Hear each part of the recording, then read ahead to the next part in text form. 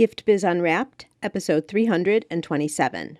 The thing that has really propelled me forward the most is to think about what no one else is doing for the customer and find a way to do that thing. Attention gifters, bakers, crafters, and makers. Pursuing your dream can be fun. Whether you have an established business or are looking to start one now, you are in the right place. This is Gift Biz Unwrapped, helping you turn your skill into a flourishing business. Join us for an episode packed full of invaluable guidance, resources, and the support you need to grow your gift biz. Here is your host, Gift Biz gal, Sue Monheit. Hi there. How are you doing today? I'm working on staying present to appreciate the midsummer vibe before it becomes a memory. A lazy, relaxing, sunny afternoon. Come with me to this place. Close your eyes, except if you're driving, and imagine yourself sitting in a white Adirondack chair beneath the shade of a tree. The light breeze periodically blows through the leaves, allowing the rays of sunlight to drift through from time to time. The soft wind is so refreshing and comfortable, mixed with the warmth of the summer air.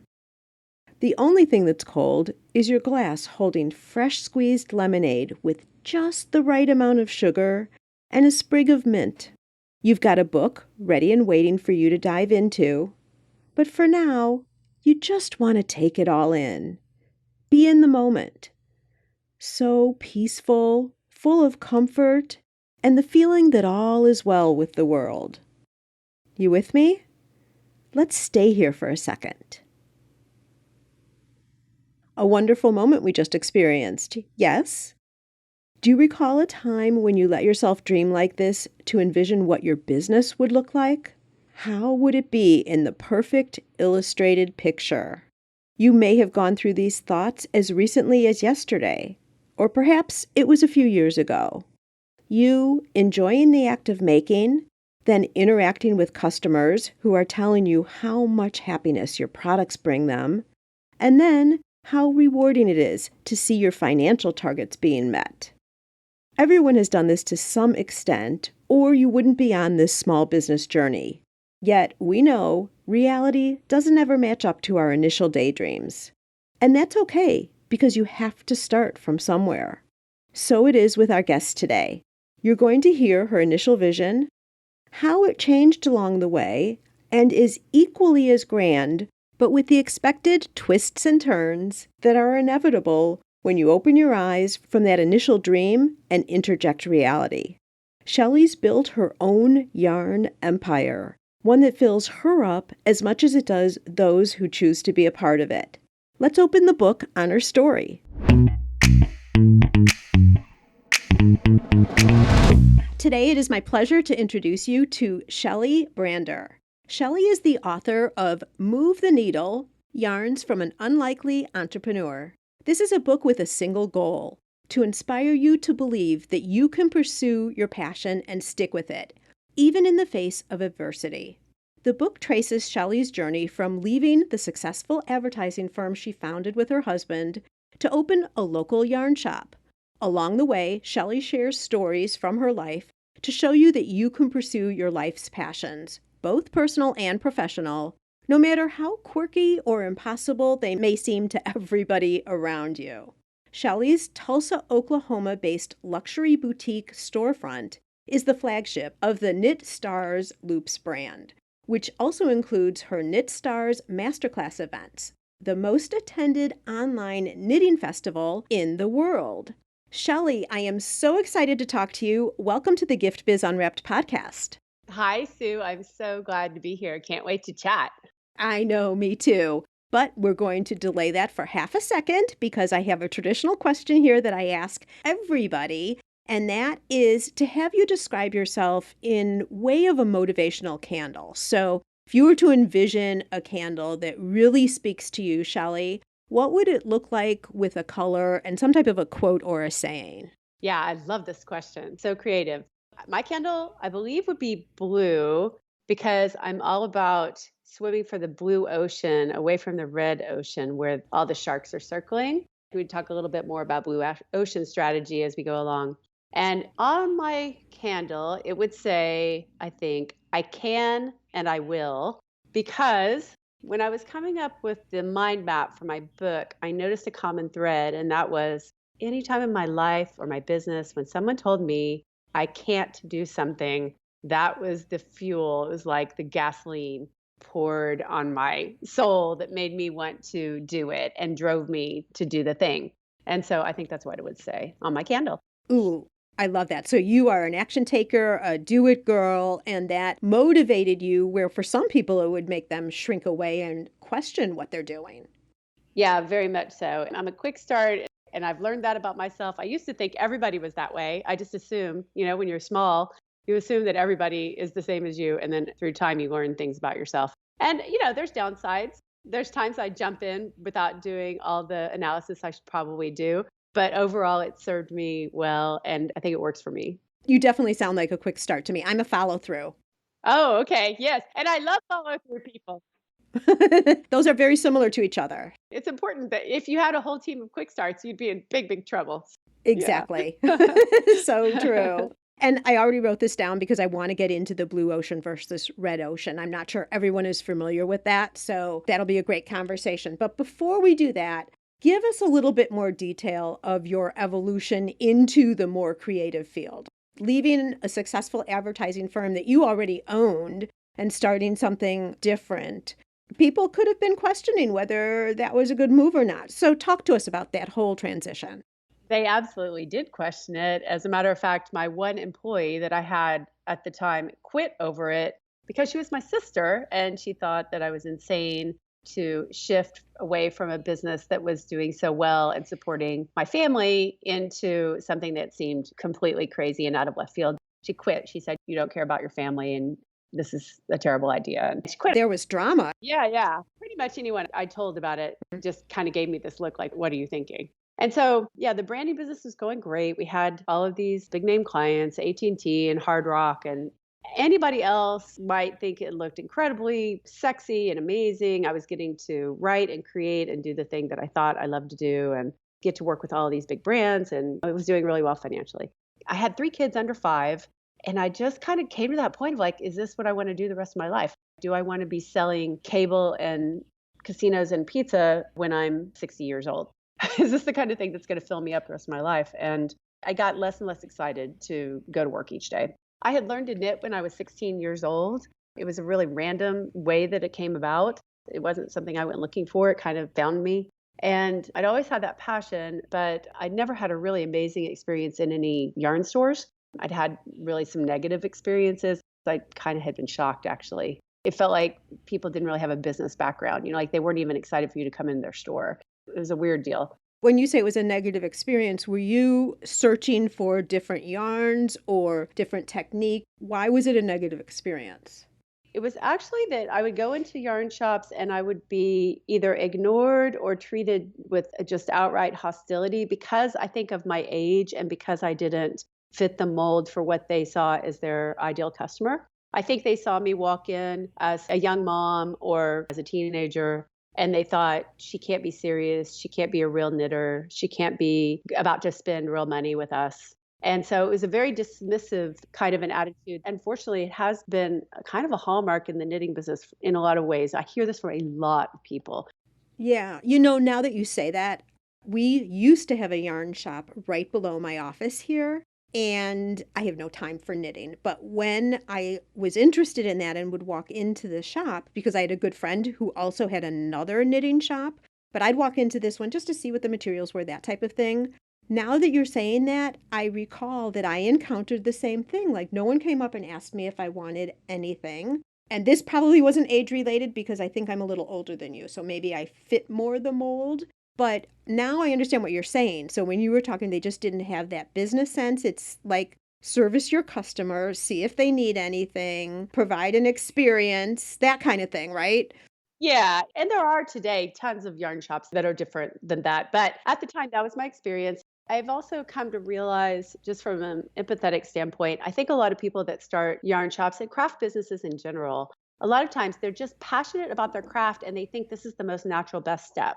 And they think things like, oh, I'll get to knit all day. I'll get to immerse myself in my passion. Nope. Nope. I have access to all the materials that I want that I can't find locally. There's just the different reasons. And I think a lot of times they jump right into it rather than taking the time to think about things from the customer's perspective and build a business plan and learn about retail. And historically, I think that's the underlying reason that but then what you get is they develop a resentment because it wasn't what they expected it to be. And so when customers walk in, it's actually an inconvenience to them and they're annoyed. They don't want to have to get up from their knitting. Right, for the retail side. But when you start your own business, clearly you can build it to whatever size you want. You can integrate it in and play whatever role you want to.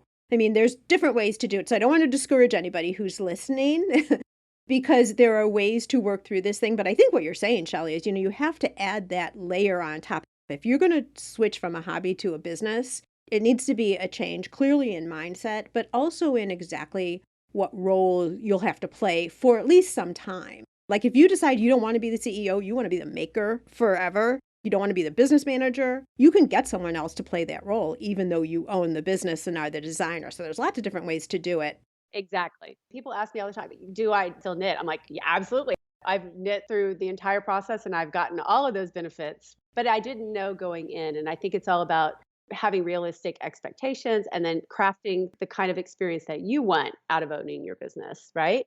Yeah. So, well, I want to underline where we've come so far, and that is you're a great role model for someone who's in a successful business, making money, like doing everything, but just looking inside and saying, this is not going to fulfill me long term, and making that difficult change. I think this is a great demonstration. Not that you jump ship in half a second.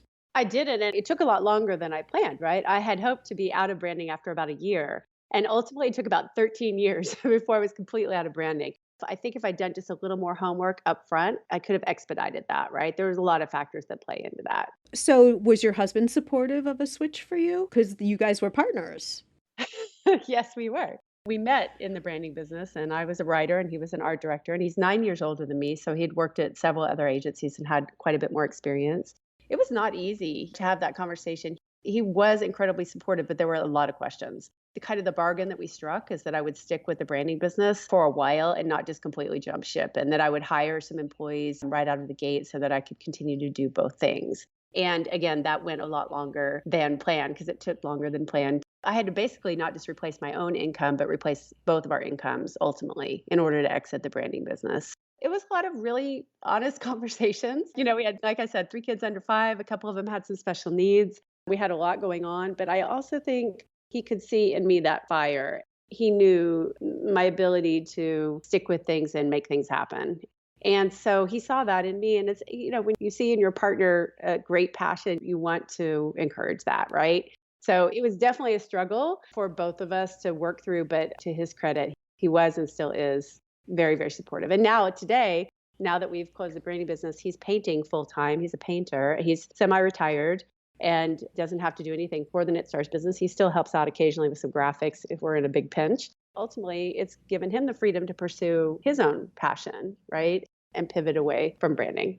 So it worked out for him too. And it takes those conversations and planning and thought, and especially for you two, because your investment and the whole family income was in one thing together. Right. You didn't have separate positions, but it can be done. Well, it goes back to your quote, right? I can and I will. This was the challenge for you. And sometimes it takes some time, which is fine. I mean, we have a lot of listeners here who make things on the side. Their creative skill is on the side and they're in a 9 to 5 right now. But they know they want to start a business at some point, whether it's retirement, whether it's after their 9 to 5 hours. There's always a way to start thinking of this if it's in your heart. Exactly. It doesn't mean that everybody has to do it if it's in your heart, and everyone finds their own path and their own way. So I think what would be really helpful to people who are listening who are at that juncture, they know they'd want to start. Can you continue with your story a little bit more about when you separated from the advertising firm? How did you start building Knit Stars? I want to circle back to the idea of starting small because that's one of the critical mistakes that I make. I had in my mind that I had to start really big. Nowadays, you can start in a million different ways in the smallest tiny step. I think in a lot of ways, that's the way to go. Take that first step. But as far as how the evolution of what happened with loops, I started with the intention actually to franchise. I wasn't aware of any franchised yarn stores. That's what I saw as the big opportunity. And that's how I wrote my business plan. And I got that first store, which was an endeavor in and of itself. It took 2 years to get my first lease. And then I was off to the races. And with that first store, it was really successful right off the bat. We had a lot of foot traffic. People were very excited about this new, modern, more organized take on a yarn store with great customer service and support. But 7 years later, I'm still doing branding full time. I'm still doing the store full time. It took, I think, 7 years to make any profit at all. Like I wasn't bringing anything home, and which is way longer than the average person takes. But again, I was being sustained still by the branding business. So that was more to do with kind of like momentum or inertia. Well, and you also have a lot more costs Yes, because you had a brick and mortar shop right from the start. What year was this? 2005. Okay. Yeah, we had lots of costs. I didn't know really anything about the inventory management or anything like that. I made a ton of mistakes, right? It was like a big learning. Well, we all do. The mistakes are okay, right? Yeah, they're necessary. Yeah. At that 7 year point, I decided to open a second store. Of course you did. Isn't that the natural progression? I thought, well, at the time, I live in Tulsa and the city was split in half by a major construction project. And there were people who wouldn't go across the middle line. And so I thought, well, I'll put a second store on the other side of town. And I'll start from scratch with a white box and build it how I would want to do a franchise store, right? I'm going to try to create something replicatable. Because my first store, we had inherited an existing decor and just worked with what we had. This makes total sense.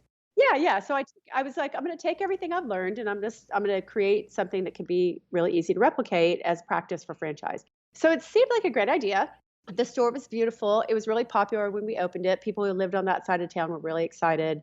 It started out great, but there was one big technical issue, which is our point of sale. We had started an online store by that point, and we were wanting to grow our online store component. And our point of sale provider had said that the inventory online would be able to reflect both stores. It would combine them in the online inventory, which is really important for yarn because if you're making a sweater and you know you need 10 skeins of yarn to make that sweater in this one color, if one store shows 7 skeins and then the other store shows 3 and then the online inventory shows 10, great, you're good to go. You have enough for your sweater. But what happened was once we got going, once we built out the second store, the point of sale provider realized they had made a mistake and they could not show the inventory of both stores online. So we had to choose, and it only showed half of our inventory online, which is a little bit complex to explain, but hopefully that helps people understand. It massively inhibited our online growth. And then what started to happen was we had this weird energy divide between the two stores. It became kind of the North versus the South. And the teams, rather than coming together, they felt competitive with one another. And they would fight over which store had which yarn and which store had which customers. Oh, so then it's a whole employee issue too. Yes, an employee issue. And it was also a customer issue because they were identifying with one store or the other, and they were feeling very loyal to one or the other. And it was just a negative vibe that started to emerge from that, a divided energy. I've never heard of this before, Shelley. If you reflect back, can you pinpoint what triggered that? I think it was a lot of things. I think there were personalities of the different store managers and such, but it probably mostly come down to where my focus went. It's kind of like when you have 2 kids and you can't give both of them the exact same amount of attention. And of course, your attention tends to gravitate to the newer kid, right? And I ended up moving. I actually, at that time, my kids were going to school closer to the new store. So we moved.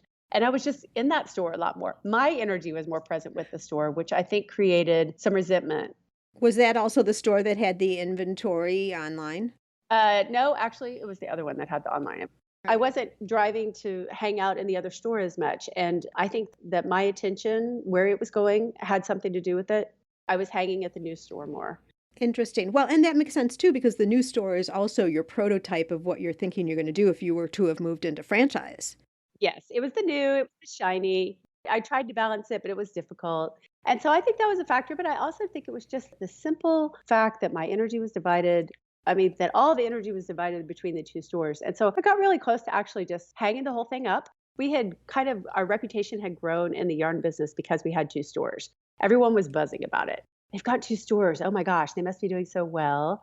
And I realize now my ego was tied up in that. And so the thought of closing one or the other of the stores to me felt like such a backward step that I was about to just shut the entire thing down and go back to branding because I couldn't take the ego blow of going backwards. I get it. And it's a perception, right? It's not adjusting and moving forward to be stronger, but it's what are they going to think? What's everyone going to believe about the brand then?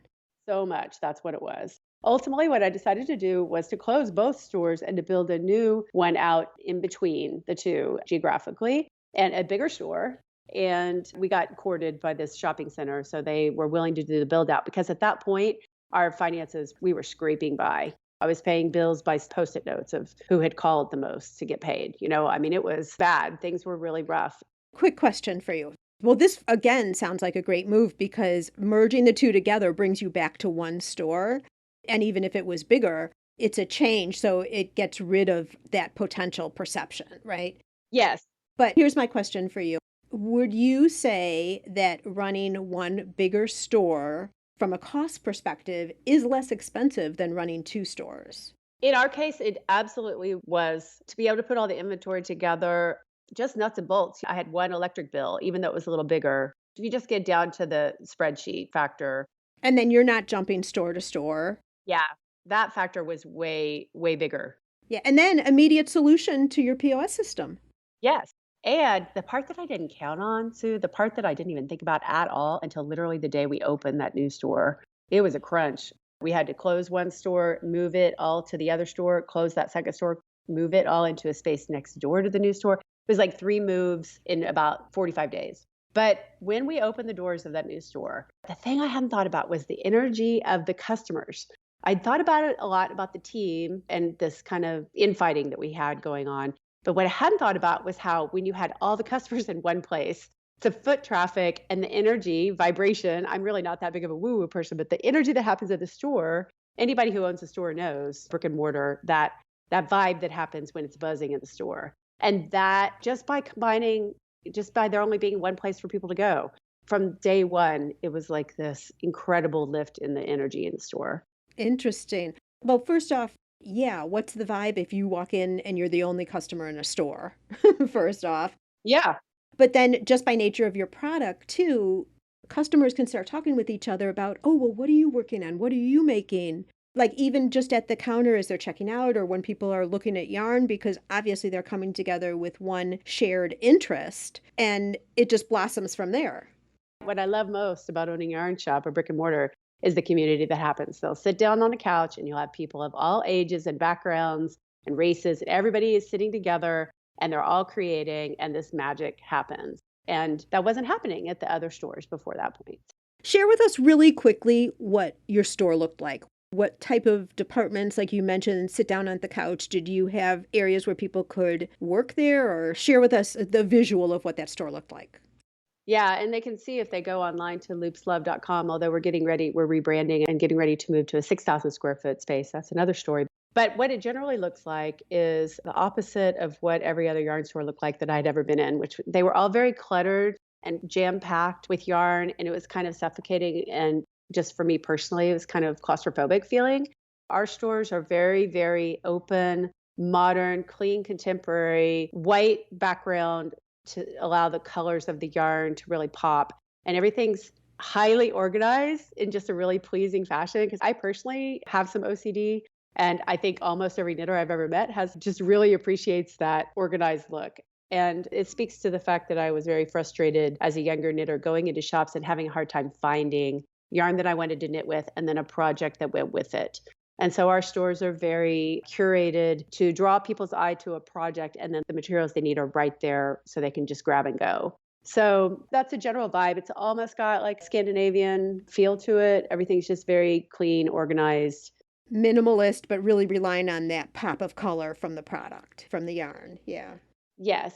And the inspiration from we do a ton of finished projects. I believe projects sell yarn, not opposite. That's kind of how the store looks. And then getting back to just the evolution of what happened next, almost right after we opened the store, things picked up when we combined into the one location. And then I, shortly thereafter, discovered Jeff Walker and his product launch formula.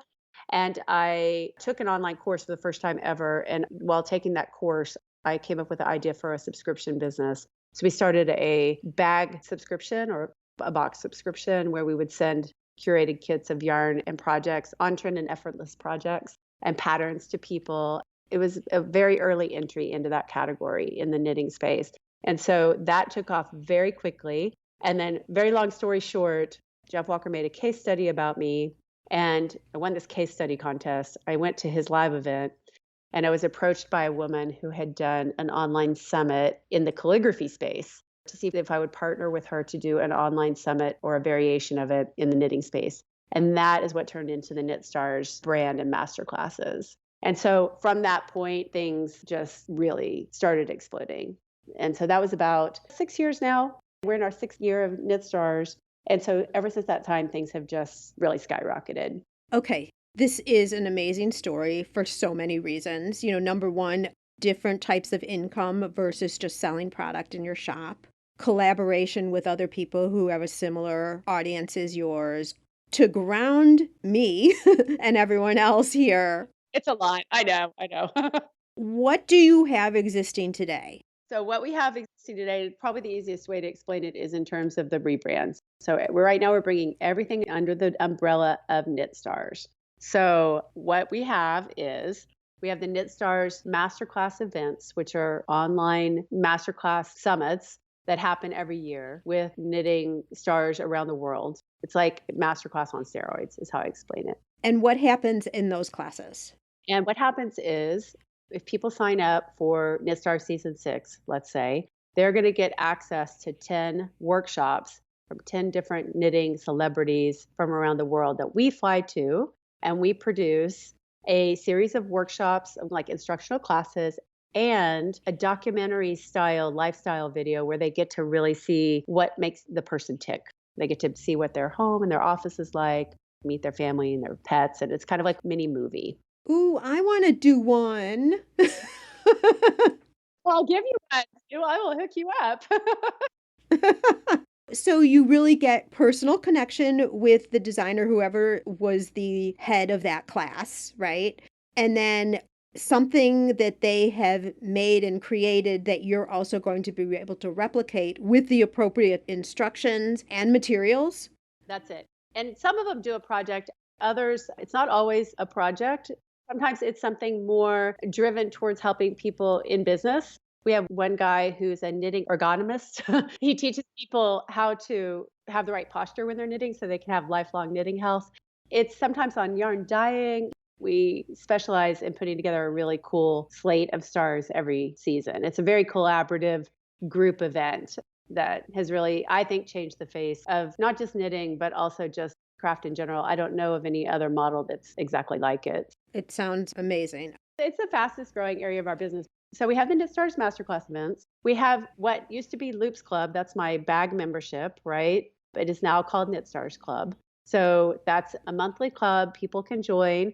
They're part of a community. They have a bunch of resources. And then we send kits quarterly now, not monthly anymore, but quarterly, if they choose to get these fun curated kits 4 times a year. And the kits are now designed and dyed by Knit Stars, by people who've been part of the Knit Stars Masterclass program. So that's kind of elevated. Wait, I want to point something out here about that then too, is these are kits that you can't get anywhere else because this is yarn that is created intentionally just for that kit. Yes, and then we pair dyers and designers and they work together collaboratively so the pattern is created especially for the yarn.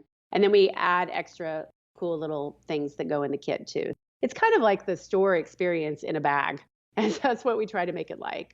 And super special because it's really, really one of a kind and limited. You're either going to get that kit or you're not.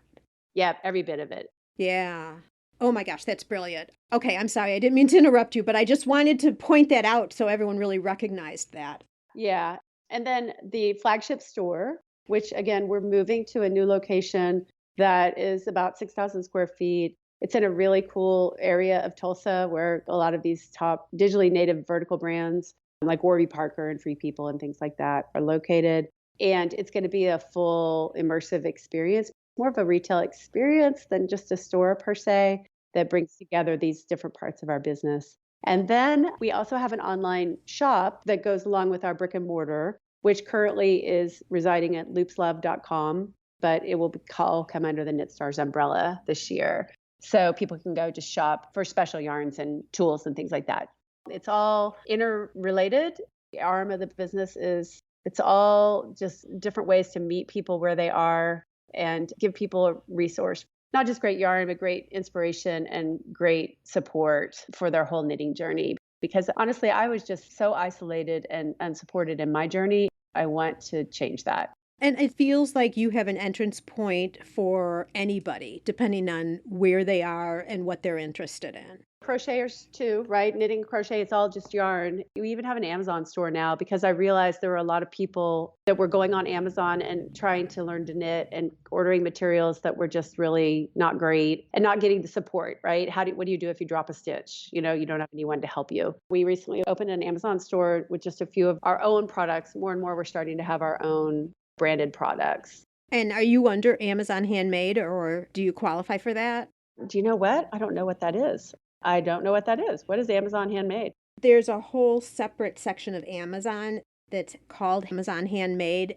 I think that might be for your knitters who want to sell finished products, kind of like it's a competitor of Etsy for sure. Or I won't even say a competitor, it's just another audience that you can reach. But as you know, with Amazon, it's more of a volume play versus really a relationship development type thing.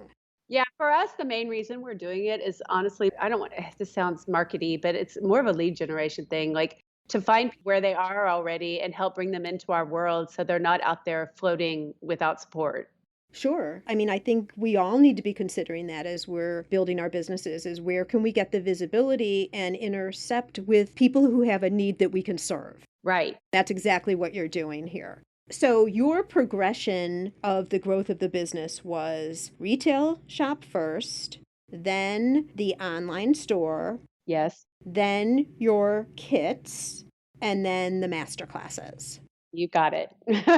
I like to bring that up because if someone is brand new and listen to what you just said, it would be like so overwhelming. Like there's so much. Oh, yeah. Do not do it the way I did it. Do not do it. Well, do it your way, right? Like whatever the way is. But I think the way you did it, it's working. Look what you've got going now. Everyone encounters different opportunities too along the way. Like I think more people would start probably with an online shop, maybe some kits with including in their online shop, eventually get to a retail store if they ever wanted to. It's everyone plays the game in their way. Just to be able to have the options now is amazing.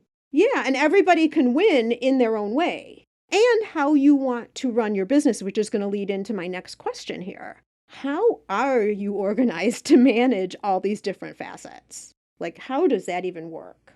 Because honestly, it was insane for a really long time. Up until honestly about, I would say 3 years ago, I was doing all of the online myself. Okay, meaning the membership, the kits, I was designing the patterns, I was sourcing everything, I was managing all the buying. I was like doing the word, creating the graphics, everything. Because you could, but you shouldn't. I shouldn't. It was because in my mind, I had hired a bunch of people to work in a yarn shop. It wasn't fair to make them do this other part that I had created. So in my mind, I needed to do all that part myself. Now, that was not sustainable, obviously, right? And at a certain point, a friend helped point that out to me. And my team started to step up. And then I started to look outward, limiting beliefs that I needed to hire people only from Tulsa and people that were knitters. And both of those things really limited my ability to think about in the big picture of what I needed to grow as a team. So once I got over that, we started to get to the point where we are right now, which is currently I have a director of operations who is based out of Wisconsin and comes into town quite often. We have a total team of about 31 people, but out of that, there's maybe 6 full-timers. But we have VAs like in Europe and in Africa. We've got a lot of contractors helping us out with various things. I've got different business coaches and lots of contractors involved. And then still lots of part-timers that are working part-time in the store, coming in at helping ship and things like that. So it's a significant team now and it's growing rapidly. And we're really working to bring in more higher level thinkers, more project manager, commerce director, things like that, higher level thinkers to help grow the business to the next level. It's pretty much night and day from what it was just a few years ago. And this is such a scary juncture for so many people. Bringing in and starting to have somebody else put their hands inside your business at whatever role that's going to be. Do you have any advice for someone who recognizes that there's no way they can grow if they're still going to stay a one-woman show? It's just not going to work. Yeah. So what should they look at? How do they decide who that first person should be? What would you say to someone like that? Ooh, I can't wait for you to hear Shelley's answer to this because I'm thinking you may be in this same position. That's up next after a short break to hear from our sponsor. Yes, it's possible. Increase your sales without adding a single customer. How, you ask? By offering personalization with your products. Wrap a cake box with a ribbon saying, "Happy 30th birthday, Annie." Or add a special message and date to wedding or party favors for an extra meaningful touch. Where else can you get customization with a creatively spelled name or fine packaging that includes a saying whose meaning is known to a select few? Not only are customers willing to pay for these special touches, they'll tell their friends, and word will spread about your company and products. You can create personalized ribbons and labels in seconds. Make just one or thousands without waiting weeks or having to spend money to order yards and yards. Print words in any language or font. Add logos, images, even photos. Perfect for branding or adding ingredient and flavor labels too. For more information, go to theribbonprintcompany.com. Yeah, so my number one piece of advice for everybody, and this is in the book as well, and I even have a guide for it, a printable guide. My number one piece of advice, and one thing I wish I'd done differently, was to hire sooner and more often. I think you have to get over the idea of the word hire. It doesn't necessarily mean full-time. It doesn't necessarily mean they have to be a knitter, or they have to be in your town, or those kinds of limiting thoughts. Just think about what is the part of what you do that you least like to do or is most out of your zone of genius, right? So for me, and for a lot of creative people I've found, those two things are tech and finances, right? Agreed. 100%. What people need to understand is there are people out, that doesn't mean you have to go hire a COO with a six-figure salary right off the bat. You can hire, there are VA companies that you can hire somebody to just help you for a few hours a week at a really affordable rate. So there's very iterative, very simple baby steps you can take in this area. But the faster you recognize what is your zone of genius versus your zone of competence versus your zone of incompetence, somebody else can do it in like 100th of the time that you're going to put into it. And meanwhile, while you're trying to scramble and figure out that tech thing, what's that done to your creative juice? What's that done to your vision? I spent years and years and years putting together my own, I called it Frankensystems, right? My own cobbled together tech nightmare that has taken years and years to undo and redo. So I just tell people, way before you think you can afford it, open your mind up to the possibility so that the moment that you can have some informational interviews with people, just allow yourself to explore it rather than just completely shut it off and set this unrealistic goal. I'm not going to be able to get any help until I'm making X dollars a year. It's much more likely than you think. The other thing is, if you absolutely don't have the resources, the other thing is mentors. Whether you do or you don't, getting mentors sooner, especially in the areas that are not your strength, getting help with a business plan. I found a friend who had an MBA who helped me write my first business plan. He had no background at all with retail or yarn by any means, right? But he knew how to write a business plan. People want to give it back. They really do. They want to help.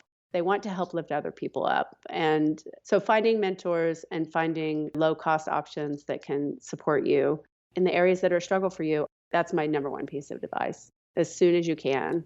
Great suggestions. And I think also when you put in your mind that when you hire somebody, just as Shelley is talking about, and then it frees you up with time in your business, that extra time then can bring in more sales too. It's not like money is just going out.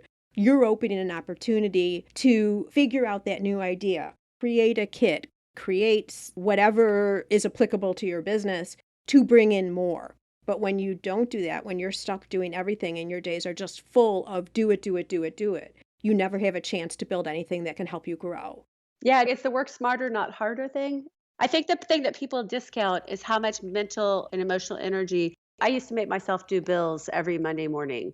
Well, did I want to do anything creative Monday afternoon or sometimes even by Tuesday? I was so depressed from all the bill paying and how much I hated that process that it just sapped me for days. So you have to consider that and really pay attention to what it's doing to you emotionally. Completely agree with you there. I want to swing back to something we talked about in the beginning because if we don't, people are going to be saying, wait, you didn't talk about this.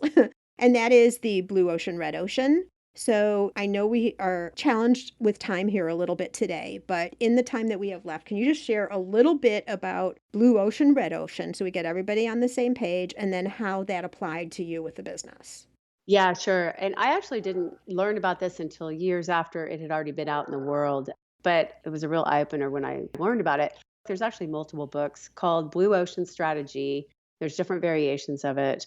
But the basic concept is that in business, you want to be away from the red ocean and in the blue ocean. And that is, if you're out swimming in the ocean and you're doing your own thing and you're doing something unique that no one else is doing, eventually the sharks will come around. All the people are in the same area of the ocean and the water turns red because Just because. just because that's how it works. And so you always want to be swimming for the blue ocean. You always want to be looking for a way to separate yourself from the pack. And this applies in branding. And as I looked back, I realized how much it applies in my business. Like the thing that has really propelled me forward the most, I think, is to think about what no one else is doing for the customer and find a way to do that thing. In our very first store, the most unique thing about that first store was I created something called the Hot Loops wall, where you could walk in and you could see a finished project made up, photographed with all of the yarn to make that project and the pattern right there. And that was a revelation in knitting stores, right? We still have that wall today. It's one of our iconic elements of our store. That was blue ocean. That was every other yarn shop in the world was piled high to the ceiling with yarn, but nothing was tied to a project. And what appealed to me about Knit Stars when I was approached with the idea was, wow, there is nobody in the world doing something like this. And this could really change how people think about knitting and it could really connect knitters. So at every step, always be looking for, don't go to the red ocean like, oh, everybody's doing this way. That must be the way that I should do it. It's really a flip in your thinking. People think that's the safe path. It's the unsafe path to do it the way that everybody else is doing it. You always have to be innovating. And there's a great book. Have you read Remarkable Retail? Have you seen that book? Yes, I have read that. Yes. You probably recommended it. And it just got revised in the wake of the pandemic, too, which I thought was amazing. He already revised it after 1 year. But this is the core message, especially in today's world. It's not an option. You have to be going for the blue ocean. Yeah, it's such an important message, especially for handmade creators who make a product that is a common product that we all know. Candles or pampering products or even jewelry. I think jewelry, you can be a little bit more personable depending on what it actually is, what you're designing actually is. But it's got to be more than that. It's got to be above what the product is. And Shelley, when you said, all I had to do was look at the customer and see what they would want and get value from that didn't already exist. Yep. I think creatives sometimes particularly will think, well, I have to do it the way that all the other business people are doing it because I don't understand business. I should do it the way everybody else is. But it's the opposite of that. You need to lean into your greatest strength, which is your creativity, and think, how can I separate myself? I mean, you probably don't want to create jewelry that looks like everybody else's jewelry. So like, how can you create business that doesn't look like anyone else's business? Give them a reason for them to come to you specifically. Yes. And don't be afraid that you're limiting yourself when you personalize down. Yeah. And honestly, with lots of things, like I'm a candle lover, i.e. the candle question, Shelley. Right, I guess. But I don't just buy a candle from one person. I like candles of all different types. And I buy them for different reasons based on people that I know, the type of candles they are, all different types of things. And that's the fun of life. Lean into that. That's the lasting power. That's the staying power. Yeah. Final topic, because we have to talk about your book. Oh, yeah, the book. How did the idea come about? Tell us a little bit more about the book. I had no grand plan to write a book. Like many things in my life, it just kind of came out of the blue. I was actually flying back from filming our third season of Knit Stars in Norway and Finland and Denmark. And I was exhausted. I'd been on this production trip for a couple weeks. got on the plane. I was too tired to knit, which never happens. I was too tired to even pick a book. But the first book that popped up in my Audible app was Bird by Bird by Anne Lamott. Fabulous book, if people haven't read it. And it was talking about the importance of telling your story. And as I was flying over the top of the world and listening to it, I realized, I think if I write the story, people are always asking, how did you get here? Why did you leave branding? How did you get to where you are with knitting? This doesn't make any sense. I thought, well, if I wrote a book and it got out there in the world, maybe it would help a lot of people. Maybe it would help other people figure out how to put their passion first and not wait until they retire or someday, right? Maybe it would encourage people to go ahead and take that first step. And so I kind of mind mapped it out, like I mentioned earlier. I saw these common threads of being told can't. And then I wrote the book. And Hay House decided to publish it. And it ended up making the Wall Street Journal top 10, which was unbelievable. Congratulations. That's amazing. I had a TED Talk just come out actually this past week called How Your Weird Little Hobby Can Help Change the World. So it's pretty applicable actually to your audience, I think. They sort of go hand in hand. So yeah, the books have really resonated with people. It's interesting. I love most of all, of course, my audience read it and responded well. But what's really cool is when you hear about totally different kind of craft business or people that started fitness businesses, right, from the principles of the book. I think people that are looking for that second career, but also especially women coming out of college, wanting to do something they're passionate about, not necessarily follow the usual path. People can get it anywhere. And we have a website, theneedlebook.com, where there's some extra bonuses. It's got the resources that I used and relied on a lot. It's got a find a mentor guide. I've got a book club guide. So if people go to theneedlebook.com, they can actually see the TED Talk at the top of that page. And then they can get some extra goodies for getting the book from Amazon or wherever they get the book. Perfect. But if they go to theneedlebook.com, that's where all the goodies are. Yeah.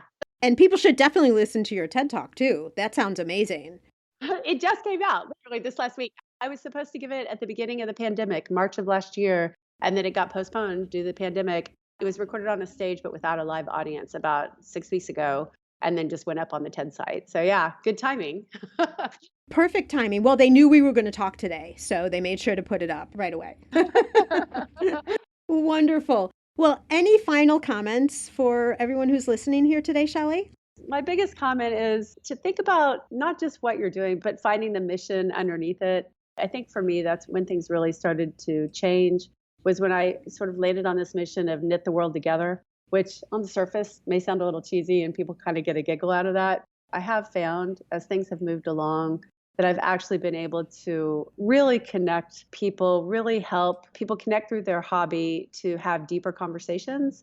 And it literally can change the world. You can change people's hearts and minds. You can help people start to see that there's a lot of other people like them all over the world. You can have a lot bigger impact than you think. You're talking about candles and knitting and things. People might dismiss it, but the reality is it's where the really good stuff can happen. It can create a bond between people that can transcend the craft itself. And so that is my mission. Once you really land on what your mission and life purpose is, you'll draw a team to you. You'll draw customers. They'll just naturally be drawn to you. It creates a kind of a magnetism. And so I would just encourage people to set aside an hour or two and really think about, you get on the hustle. It's such a scramble as a startup entrepreneur, and just creating that space to really think about, where could all this lead to? Dream a little bit and think about, what kind of impact could you have on the world with this thing that others might dismiss as something not really important? I just want to encourage everybody that whatever you're doing right now, it can go really big places and make a really big difference in the world. I've seen it, not just with my own business, but with many others. And you're doing a great thing. Shelley, fabulous words. You are such a great role model and example of exactly what you just talked about. Thank you so much. I appreciate giving us a behind the scenes of how the business started, where it's going. You're definitely someone to watch as you continue to grow and evolve. I want to take a peek at that new store one of these days if my travels ever bring me down that way. Well, thank you so much, Sue. This has been great. And I've loved the perspective that you bring, with a wider perspective, and what you're doing for people in the making spaces. I appreciate it. Thank you so much. Take care and have a great day.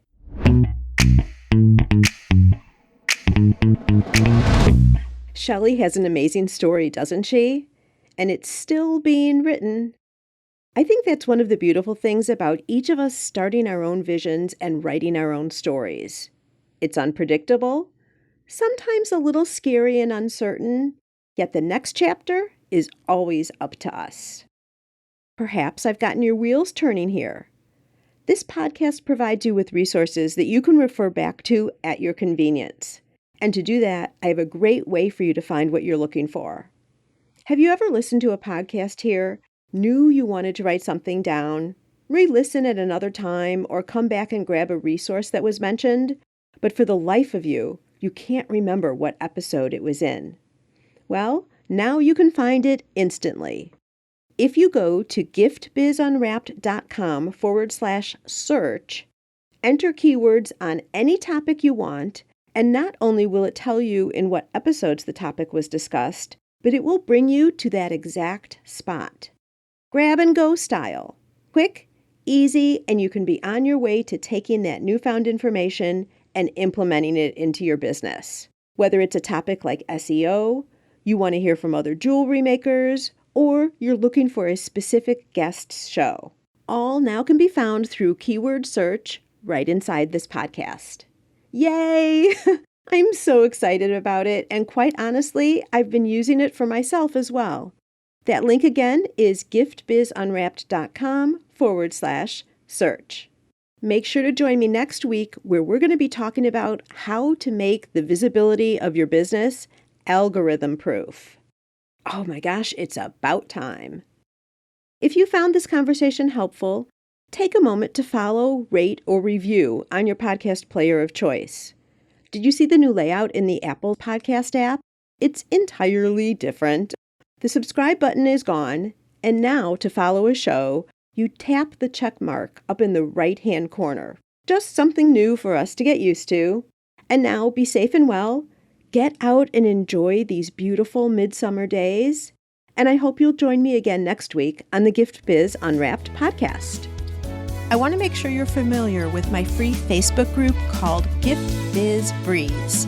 It's a place where we all gather and are a community to support each other. I've got a really fun post in there that's my favorite of the week, I have to say, where I invite all of you to share what you're doing, to show pictures of your product, to show what you're working on for the week, to get reaction from other people, and just for fun because we all get to see the wonderful products that everybody in the community is making. My favorite post every single week, without doubt. Wait, what? Aren't you part of the group already? If not, make sure to jump over to Facebook and search for the group Gift Biz Breeze. Don't delay. Come join us in Gift Biz Breeze today.